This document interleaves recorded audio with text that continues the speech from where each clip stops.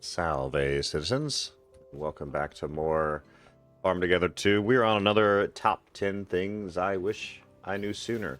And to start off with, you can see at the bottom of my screen here, we have this inventory screen. And if you go to interface, on-screen inventory, so escape, interface, on-screen inventory, which is this right here, which we see. I love this thing. I'll always leave it on because it just shows me what's close, so you don't have to constantly smash tab to see what do I need to go sell, what do I need to go sell. It's just always there, and with the new system, the color changes as you get closer to things being done. So another settings tip here. So settings, I can escape settings, video, advanced settings, and motion blur. For me, it looks okay. It was on very high initially, but I turned it down to high and it looks okay. Some people have said they prefer motion blur entirely off. For me, with how my eyes work, I like how it looks. If the motion blur is fully off for me, it hurts my eyes more.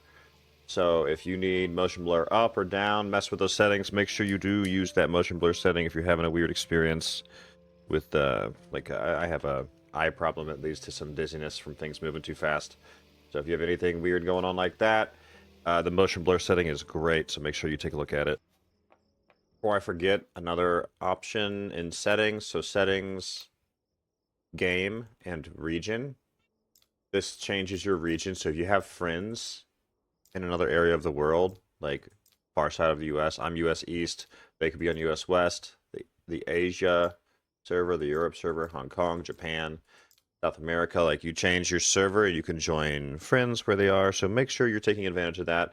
And if you're having a hard time finding a friend, or finding someone you want to join that maybe is not a friend, make sure you ask them what server group they're on, and you can then properly join them. Another good tip that is often overlooked, like yes, the tractor's great for travel, especially on roads, but you do sprint faster. So make sure you're using that sprint button on occasion. If you'd rather not jump on your tractor, if you're letting that gas regen, you can move a little bit faster by just shift sprinting on the roads. So that's a good tip, especially as you grow your farm.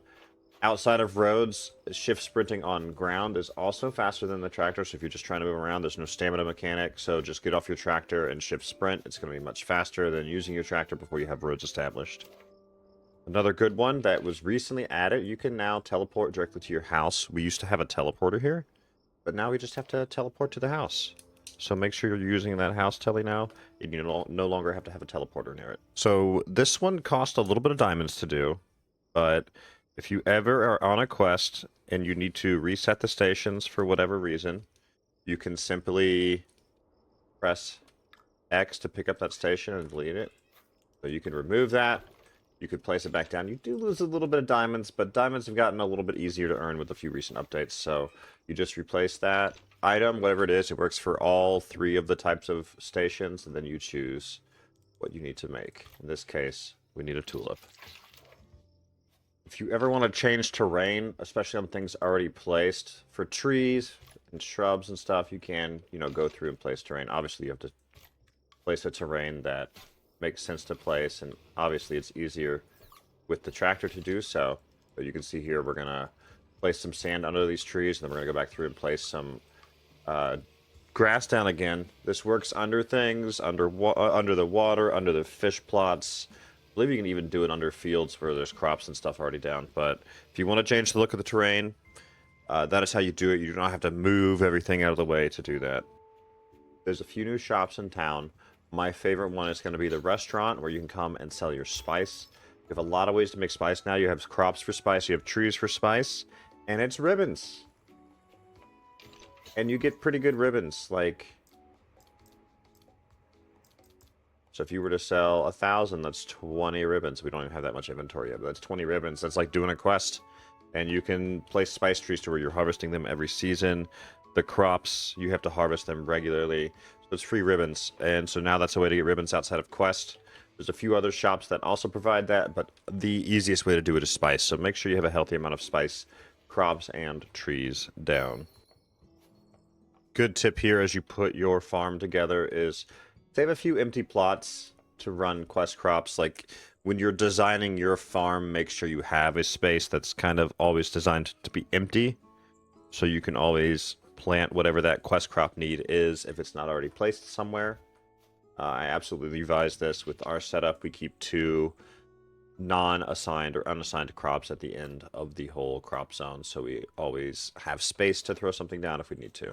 A good tip for crop layout and crop design, make sure you're putting fences. So we like to do 6 wide, so 2 tractor passes, and then you want a fence to separate it. Number one, it looks better on the map. You can immediately look and see what's going on, and then it just looks better as you're running by versus having just giant open crop areas. You can put fences in no matter what. When the crops are placed, you can come through and add a fence.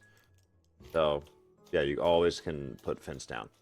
So I absolutely advise having fences in the crop area. It just looks better, and it's going to give you the ability to really organize everything better. So make sure you're doing that.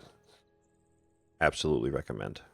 One more tip before we go. We'll call this the bonus tip. Town has changed a little bit. Like the quests in town are a little bit different now, especially as you level your farm. Things are going to eventually wind up costing more. So when you go to town to sell, take that extra minute. It's a minute, I know. Take that extra minute. Talk to the quest first if your quests are up before you sell things. If you have like an upgrade you want to do, make sure you do that upgrade before you sell. I'm pretty bad at going to town and like I'll need, 1,000 veggies. I'll forget and I'll sell the veggies before I do the upgrade. So make sure you're paying attention to those things. Thank you all so much for being here. This is another top 10 with Farm Together. I really appreciate the time. Hope y'all continue to enjoy. Take care. Please do like and subscribe.